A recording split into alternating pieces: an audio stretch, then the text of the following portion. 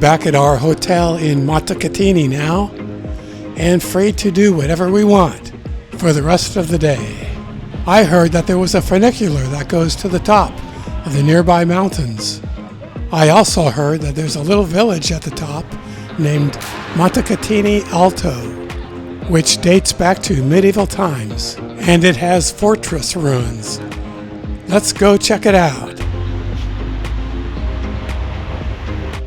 You know, I can see Montecatini Alto from here. It's right up there at the top of the mountain.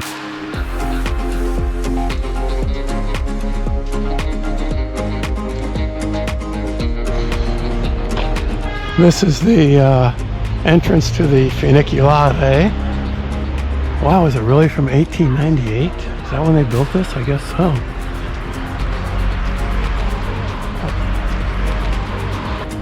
And there it goes.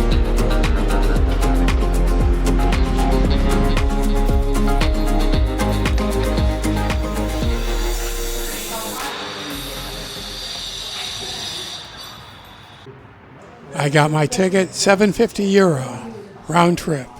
Let's get on board.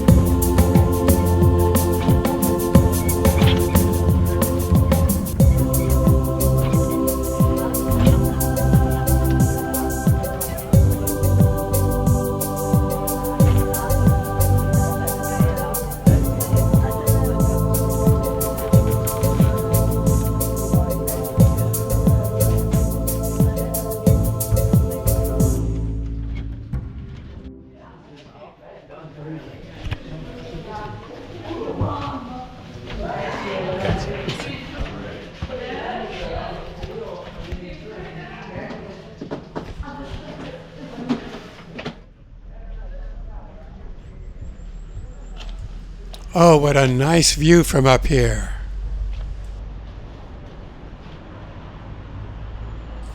And a pleasant ride up on the funicular. We're only 300 meters up. Seems like more to me.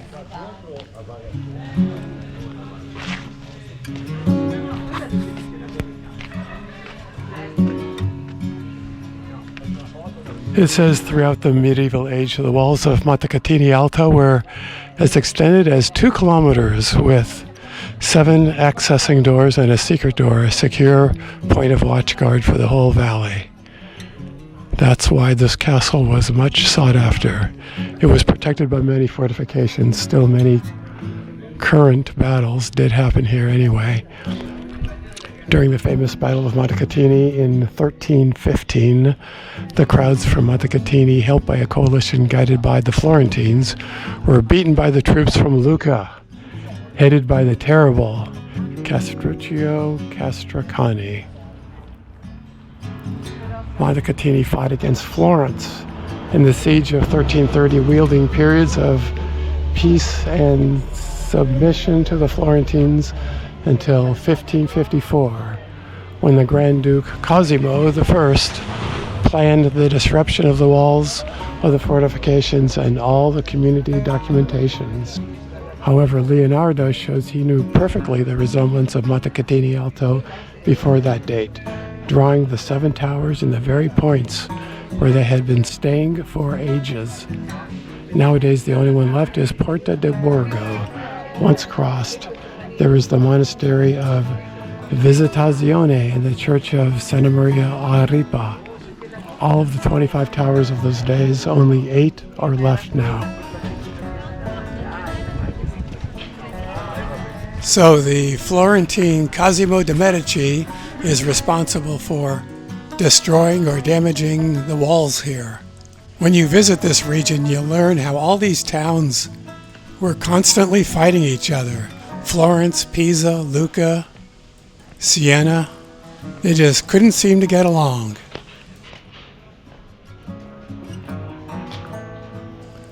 Oh, look at this little Tuscan village.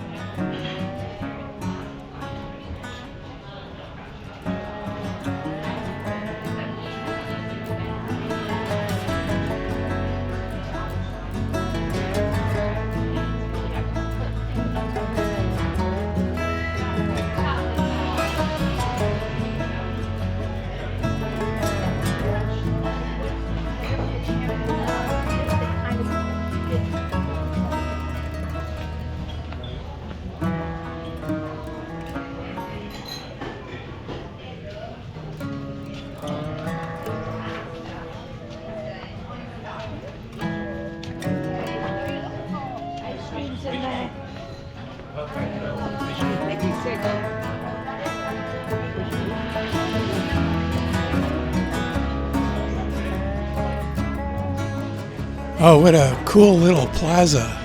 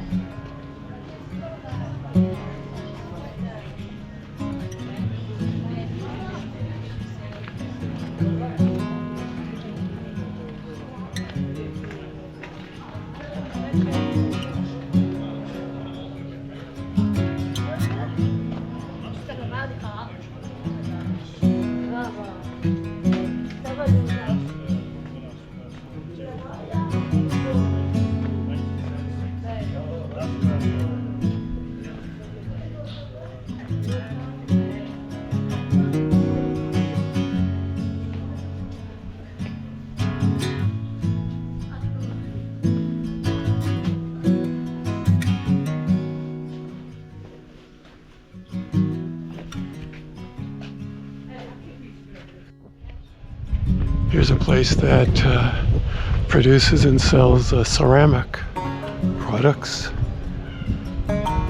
Fregiata Ceramica Toscana.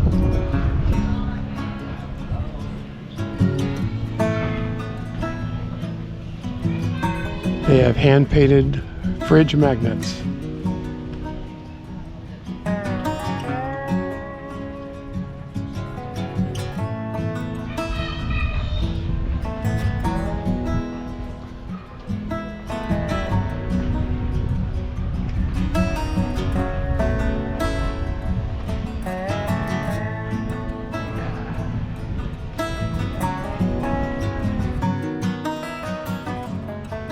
In this direction you can walk out to the church and the tower, and I guess there's a museum up there.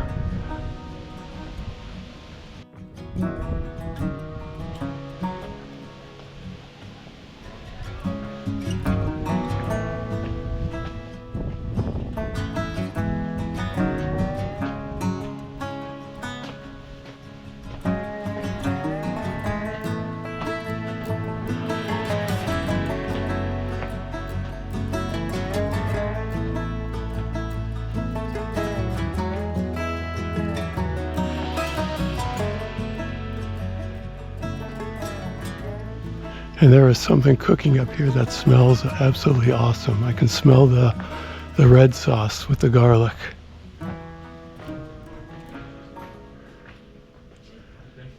Via della Rocca.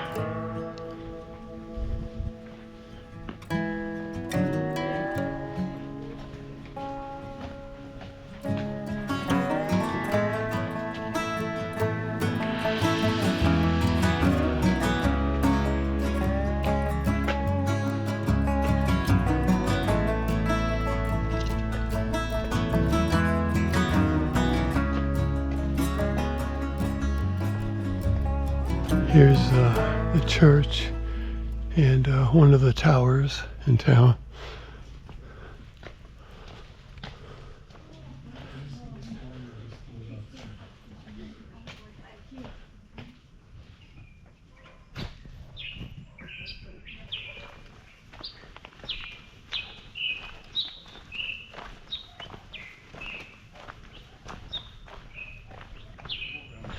And then here at the top of the hill, we have the walled fortification.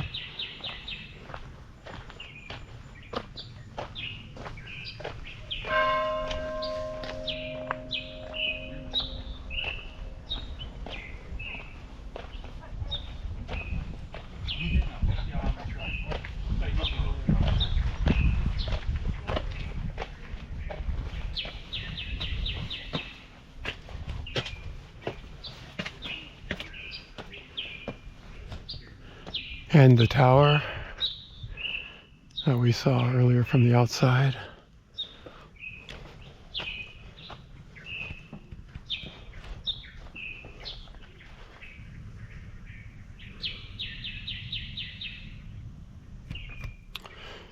It says the castle of Montecatini is mentioned for the first time in documents in 1016 as villa, that is, a village dependant on the Pieve a Noir, together with 23 other similar settlements. The village immediately enters the interests of the La Maiona family of Lucca, and it is precisely this family that initiates the construction of the first fortified enclosure before 1074. The castle of Montecatini was particularly important for allowing the control of the road from Lucca to Pistoia and Florence, in a valley divided into numerous private manors within which the nobles demanded the payment of road tolls and rents. The creation of the castle later functioned as a magnet to the small surrounding villages, so that in 1200 census, the population of Montecatini had reached 2,000. So the first settlement here around the year 1016, the first fortifications around 1074, and the wall that we see here today, 1400. The first establishment of what we would call medieval Montecatini here at the top of the mountain.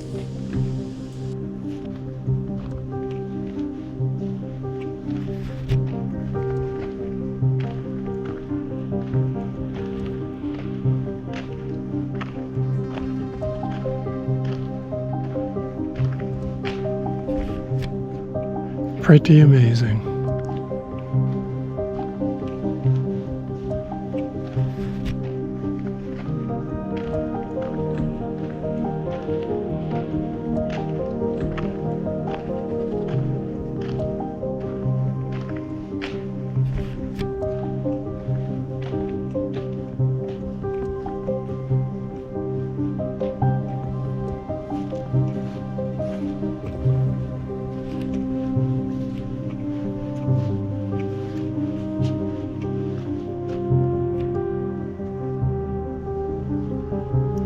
They always built towns at the top of the hill.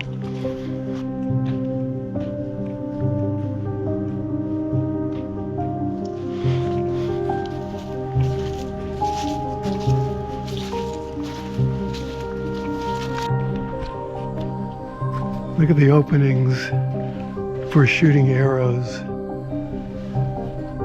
and maybe using other weapons. Maybe pouring hot oil.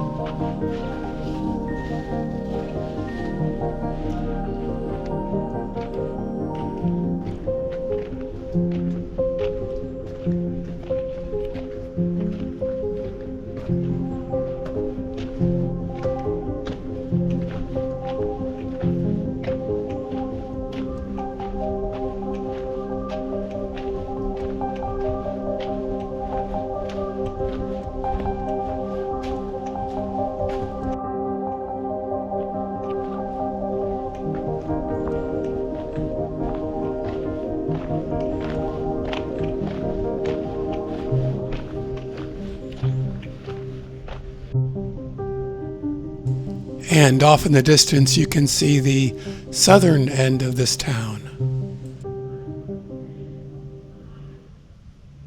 with another church and tower. Let's walk through town again in that direction.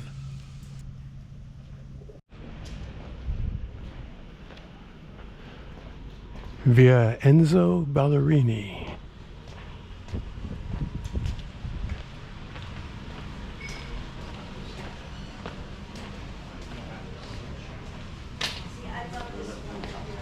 And of course it's a bit touristy up here with shops and restaurants, but it's not overrun, over touristed like you find in some other places in Europe. And that's probably because it takes a little work to get up here. They got some nice outdoor cafes out here. People just enjoying the really warm, sunny weather today. Again, in late September.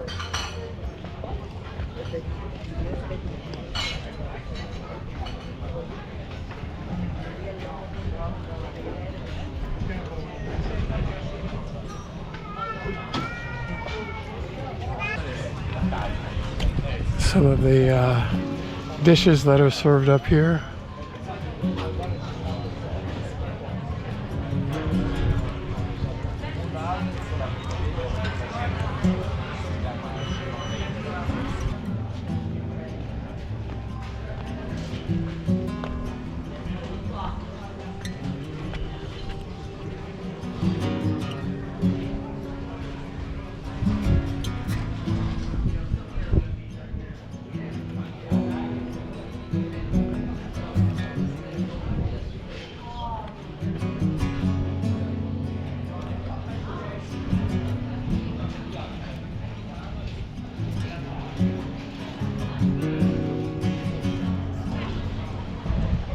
Oh, they're open now. Let's go in.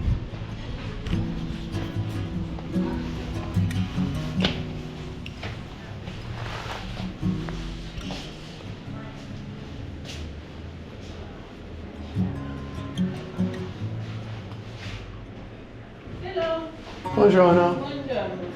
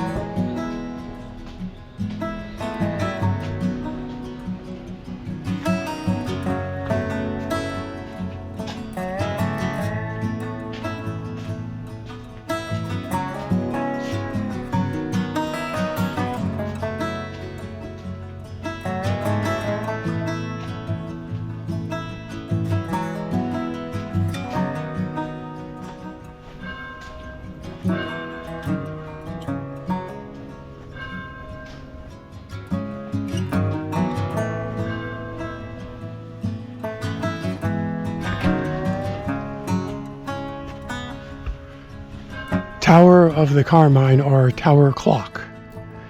It is one of the 6 towers left from the 25 towers existing during the medieval age and antecedent to the destruction of the village by the Grand Duke Cosimo de' Medici's Florentine troops that happened after the 1554's siege. This tower was the defensive hinge known as Newcastle, in contraposition to the pre-existent tower built on the other edge in the north part of the village. From 1552's records, it results that on the north side of the tower there was, so that it could be visible to all the village, a tower clock. And we'll back up so that we can get a view of the tower clock.